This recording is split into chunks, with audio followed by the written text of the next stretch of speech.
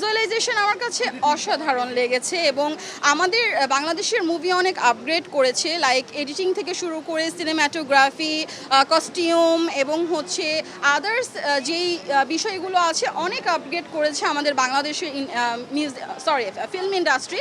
So আশাবাদী যে আমরা প্রত্যেক ঈদে না শুধু বিভিন্ন ওকেশনে আমরা ভালো ভালো মুভি দেখতে পাবো, এটা আমি আশা করছি। শুধু শাকিব খান না, আসলে বাংলাদেশে আরও অনেকেই আছেন, তাদেরও মুভি ইন ফিউচার আমরা দেখতে চাই। কিন্তু হ্যাঁ, শাকিব খান মেগাস্টার, তাকে এখন আসলে আমাদের ফেভারিট লিস্টে ধরা যায়।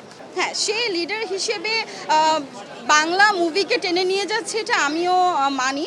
তো আমি মনে করব যে তার অ্যাক্টিং স্কিল এবং সে নিজেকে যেভাবে গ্রুম আপ করেছে, আরও মনে করি আদার্স যেই হিরোগুলো আছে তাদেরকেও এভাবে গ্রুম আপ করা উচিত নিজেকে, বা ডিরেকশনেও আরও স্ট্রং হতে হবে, স্টোরি রাইটিংয়েও আরও স্ট্রং হতে হবে। আসলে কপিটা বলাটা ঠিক না, আমরা একটা মুভি দেখে ইন্সপায়ার হতেই পারি। সো ওইটা আমাদের দেশের না, নিশ্চয়ই আরেকটা দেশের। সো ইন্সপায়ার হয়ে আমরা একটা স্টোরি বেস করতেই পারি। বিষয়টা হচ্ছে আমাদের বাংলাদেশের আর্টিস্টরা কিভাবে সেটাকে তুলে ধরেছে, এটাই হচ্ছে আসলে মেইন বিষয়। উনি বাংলাদেশের চলচ্চিত্র ইন্ডাস্ট্রিকে আরও সামনে এগিয়ে নিয়ে যাচ্ছে, একটা ইন্টারন্যাশনাল মানের দিকে নিয়ে যাচ্ছে উনি। সো ওনার জন্য অনেক অনেক শুভকামনা। আর আজকে ওনার জন্যই বাংলাদেশের ফিল্ম ইন্ডাস্ট্রিটা এত আপগ্রেড হয়েছে।